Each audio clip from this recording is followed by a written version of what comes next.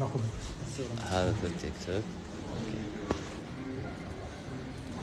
تداول نشطاء مواقع التواصل مقطع فيديو للشيخ عادل الكلباني إمام المسجد الحرام السابق برفقة النجم الأرجنتيني ليونيل ميسي والنجم المغربي أشرف حكيمي ثنائي باريس سان جيرمان.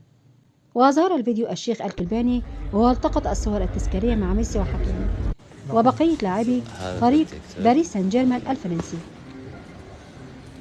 وخاض باريس سان جيرمان أمس الخميس مباراة تاريخية أمام فريق موسم الرياض الذي جمع نجوم الهلال والنصر، وتمكن الفريق الفرنسي من تحقيق كأس موسم الرياض بفوزه بنتيجة 5-4. ناخد هذا في التيك توك.